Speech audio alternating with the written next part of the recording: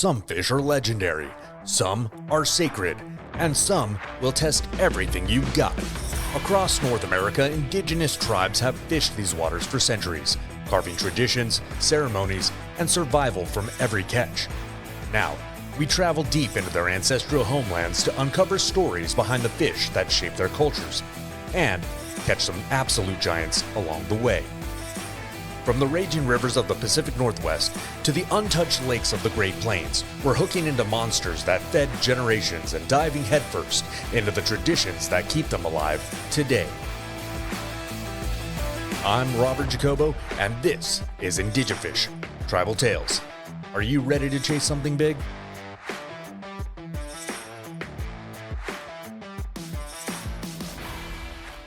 All right, guys, so we are here to fish the Jetty today.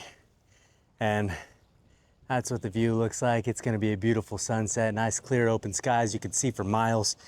And the only thing that we gotta do is worry about crossing this rough terrain. So come along, guys. We got the Garrett spinning reel out here. We got ourselves some squid. And so we're gonna go ahead and get to it now. I got a camera in one hand, another camera strapped to my chest. So we will try our best not to fall and take a big tumble. Because these rocks, man, they sure are sharp. It's like walking through something prehistoric in a way, right? But yeah, no, we're out here. Our last fishing day was a couple days ago. And we had a really successful time on the surf. And so I just wanted to come out to the jetty out here because I've never actually surfed this side of the jetty, right? And so from what I know is people do pull up some pretty big fish from this side. So I just want to come and check it out. I want to see what they're talking about because it gets me pretty jazzed up and excited. And today we're going to be using squid.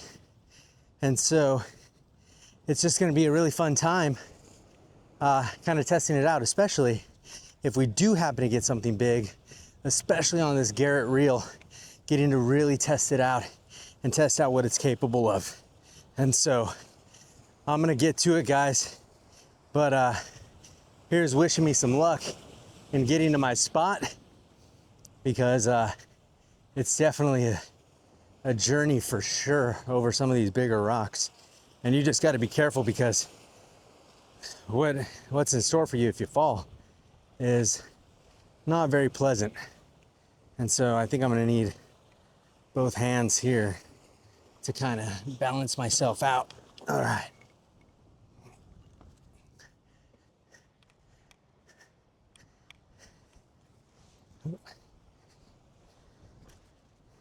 You guys catch anything? Little small guys? Oh man. Well,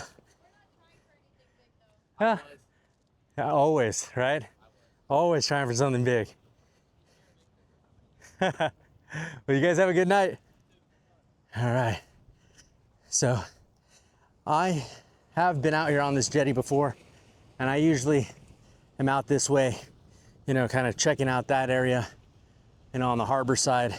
Because you can catch some pretty decent fish over there as far as like black perch and, you know, calico bass and stingrays and stuff like that. But today I want to see if I can catch something over here on the ocean side. And by the way, guys, not only am I sweating from the rocks, but I took a bike ride to get here, so you know, I'm just cruising along. But anyways, let's get out here and fish, and we'll get back to it in just a second. All right, guys, take care. Okay, guys, so we made it to our spot.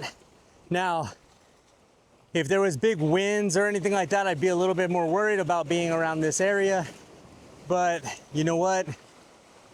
We've already reached high tide, and we're on the back end of high tide now. We're just past the pinnacle of it.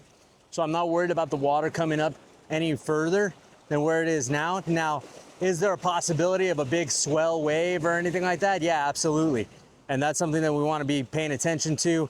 But what I'm looking at right now is a lot of things getting mixed up right here against the rocks and stuff. But what I'm also looking at is there's that nice, pretty spot right there of just calm area where there could be some fish feeding. So what I'm gonna do is I'm gonna rig up our squid really quick and get us into that zone so that way we can see about catching something, right? And our goal here is hopefully there's not too much kelp or anything like that that's gonna, you know, impede us from doing our job today.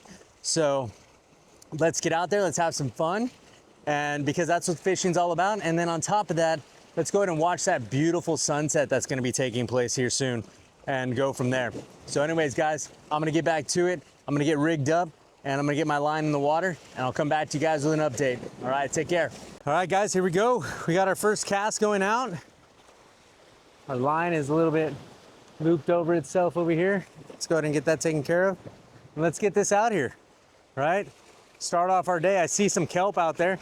It's kind of funny. It's like, no matter where we go, the kelp will always flow. Right where we don't want it.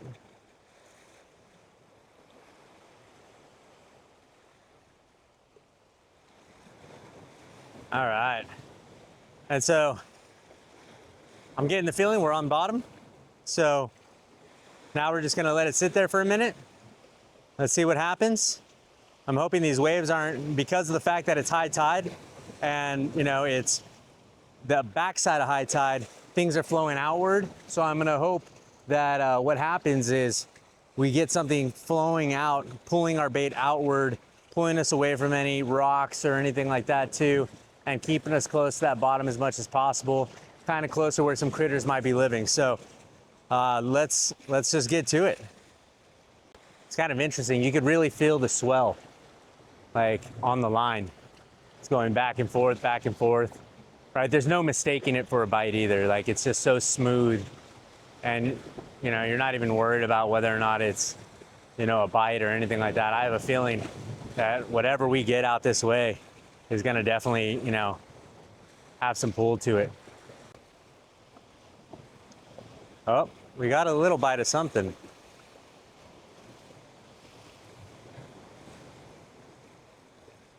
Now the key here, because I'm using a circle hook, right? And so what I want them to do is I want them to pick up that bait. I want them to run with it. Don't get overexcited and just try to yank at it, right? Because the chances are you're gonna yank it right out of their zone. Maybe they're still interested and they wanted to go back for another bite, and maybe they're not. But if they are interested and go back for another bite, they're gonna put that in their mouth. That circle hook, remember, it's designed to go into their mouth, come out, and at that very last moment, take a dip into their lip, and then just make its way into their lip. And you know, it's supposed to set the hook just automatically. But I'm glad that we're already getting bites out here.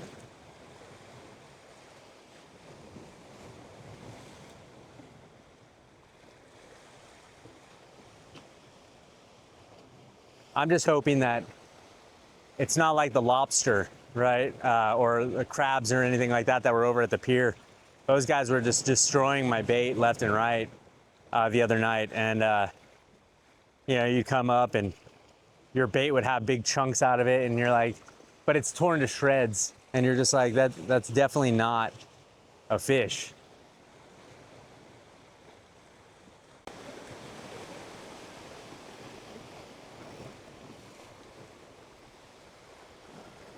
Oh man, I think we are stuck on bottom.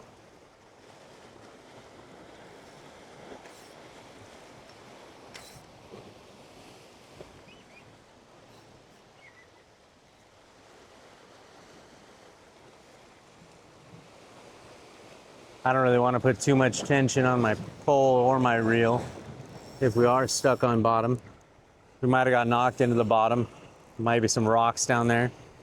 So let's go ahead and we're just gonna go ahead and tug at the line ourselves.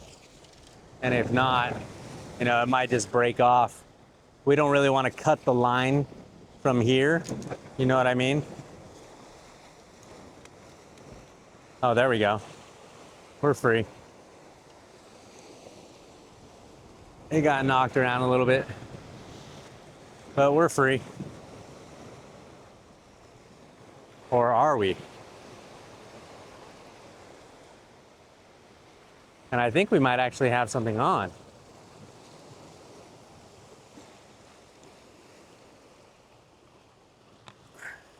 What it really feels like is we're like stuck in like a bunch of kelp or something.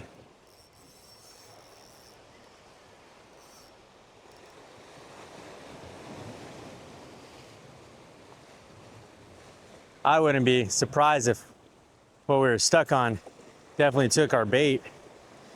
But it looks like we might have been like in a small kelp forest down there in a bed of it. You know, we're just pulling it all up. And it definitely strips some of the bait down. But I still think that there's enough there to go ahead and make another go. So let's just go ahead and get it rehooked a little bit. So that way we know it's gonna stay on. And shoot it back out there.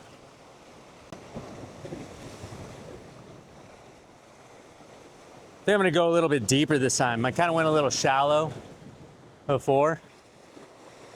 Let me see what it does when we go a little bit deeper. Ugh. A good thing we didn't lose you. That would have sucked.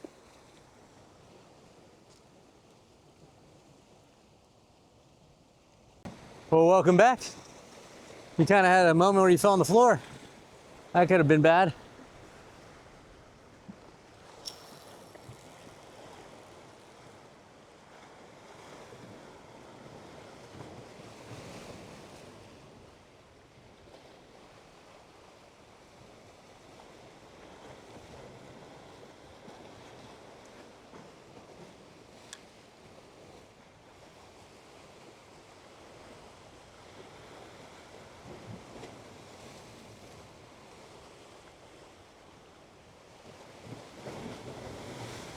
Oh man, I think I was seeing a dolphin fin out there. Yeah, we got dolphins right here.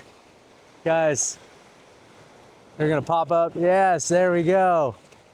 What a great sight to see, some dolphins right here as the sun is getting ready to set. Remarkable. Loosen that drag up a little bit. And for the most part, guys, it's a waiting game. Ugh. I think I'll come back and kick back out here with you guys for a minute. Yeah, so I've been fishing for many years throughout my life, and it's just been always something that's really calming. I mean, you're coming out here, you have to limit your expectations, because if you're coming out here to catch a big fish every time, you know, you might just be going home disappointed. But the real big fish that you're catching is this, right? Like, it's the beauty, it's the serenity of, you know, a sunset going down. And you just got to be thankful for that.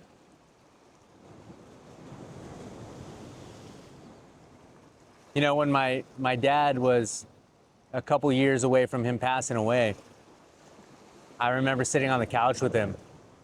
And he told me, he goes, because he was a little disappointed. He was like, man, I feel like I didn't really amount to what I wanted in my life. And with that being said, he felt like he didn't leave us with anything. And I'd have to just say, you know, thank you, Dad. Thank you, because, you know, you left me with something that is bringing me so much peace and joy. In teaching me how to fish, teaching me how to come out here and go for these animals and enjoy this place so much. So, if anything, that's the biggest gift I could ever ask for. So many people get mixed up in life. They're thinking, oh, I got to do this, I got to do that, I got to chase all of this cash, all of this money. When in reality, sometimes all you got to do is sit down and fish. That's it. Realize that This world is meant for you to enjoy, not for you to chase. I mean, you can't really ask for anything better than this, guys. We're sitting here. We got sunset. We got a line in the water. Temperature's perfect. Not too much else a lot of people can ask for.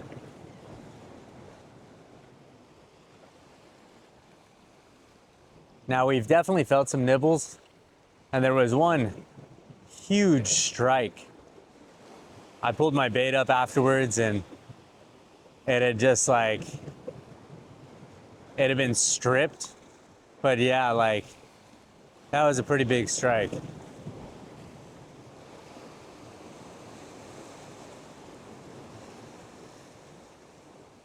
I wish I could tell you what I think it might have been, but I'm just not as familiar with this area. So,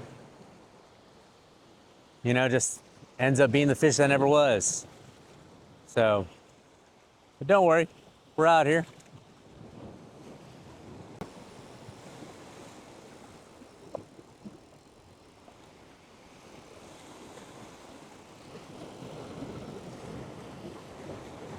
Now I'm wondering if this is just undertow that's taking our line out, or if it happens to be something. I think it might have been like a piece of kelp taking us somewhere. I think it was. So let's go and reel that in. Go and reel that in. So we definitely don't want to be where the kelp takes us, if we can avoid it. And it must have been a big piece of kelp, because now I think we're stuck on bottom.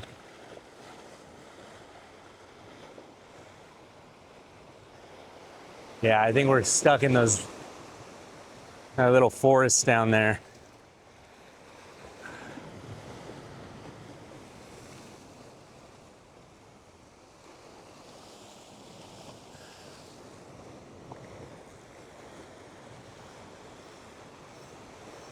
Get some leverage on it.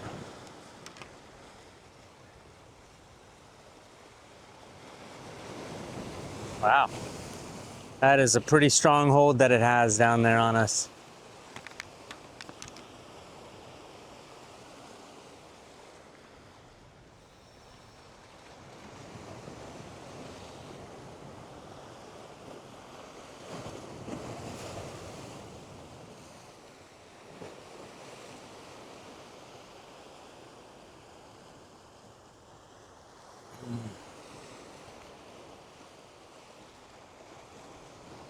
Whatever it knocked us into definitely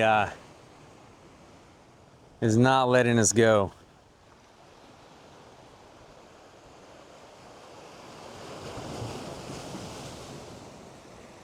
Last thing we want to do is fall in this water.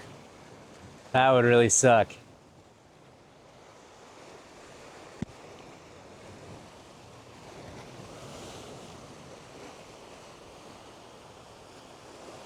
And what that just felt like is it felt like it just broke my line. Unfortunate, but you know what? That's the price I pay for letting it go out so far.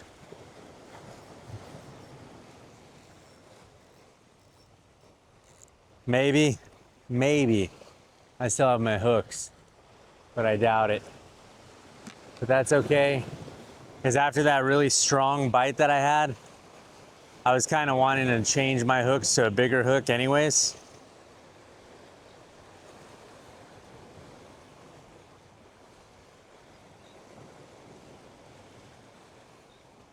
So yeah, everything is gone. Except for my swivel. Swivel made it. That's good.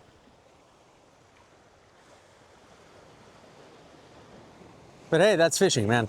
Everything is not going to go exactly the way you planned it every single time. And what more of a beautiful setting could you ask for, right? Like to be able to restring your gear. Like, this place is beautiful.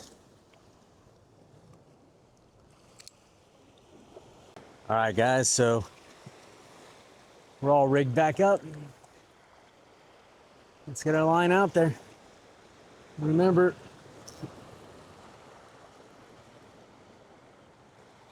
I want to make sure that we're not letting it run too much if we feel it running like we did last time.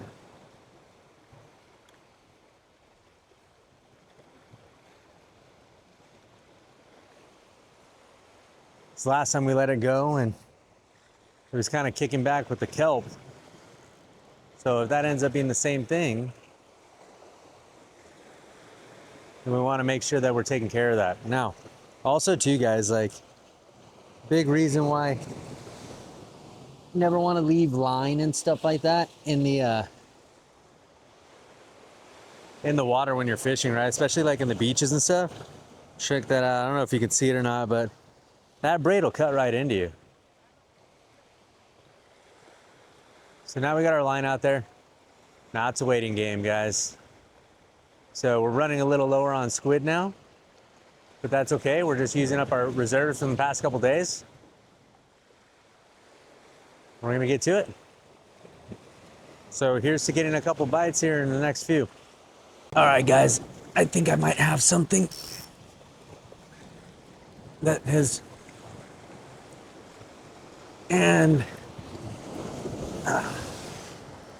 no. Whatever it was just knocking me into these little areas.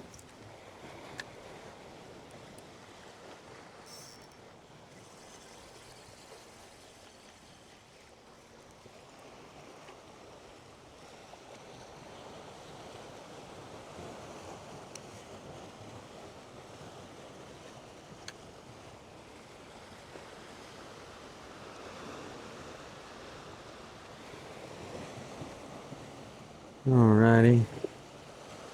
What do we got going here? Just reeling a little bit too fast.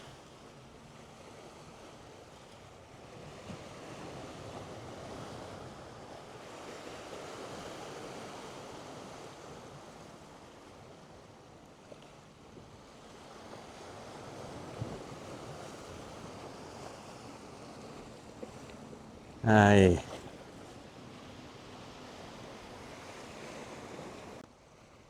So this is what we deal with sometimes, you know. Sometimes it's good, sometimes it's awesome, but sometimes you have crap like this that just happens. And I was just trying to stay out of the kelp as much as possible, and just got strung up underneath here.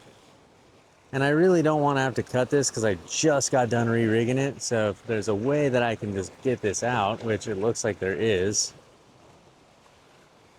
then we're going to be fine. All right, perfect. Now, I felt some bites and stuff when I was down there.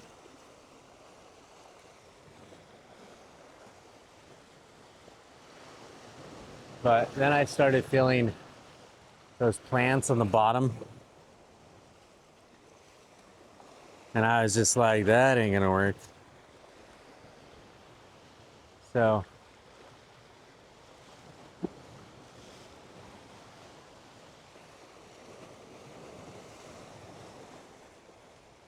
but it looks like whatever it was, I mean, I'm sure that the plants stripped the bait for the most part. It wasn't necessarily like a big fish or anything. We were feeling bites and stuff, but it just seems like whatever is biting down there is just not taking the hook in all the way, which is getting a little tedious, a little annoying, right? Like, because you want something to just like swallow this thing whole, right? You're hoping for that. That's what every fisherman's hoping for, right? Just swallow it.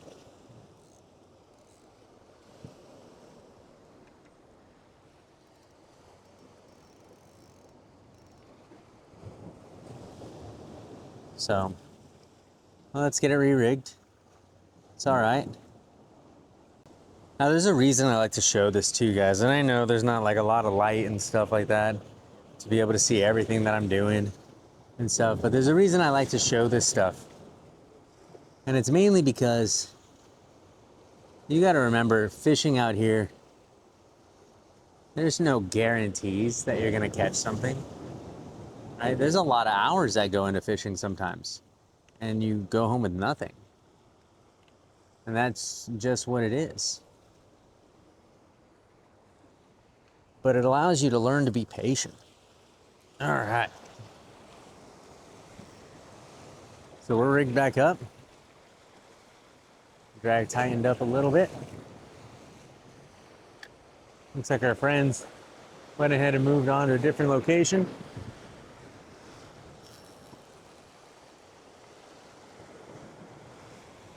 I mean, we're having successful bites in this area.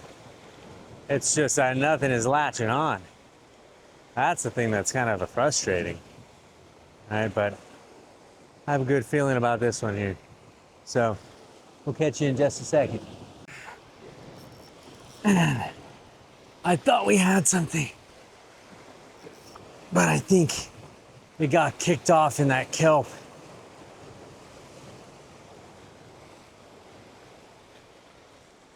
And we have to actually go check on something really quick.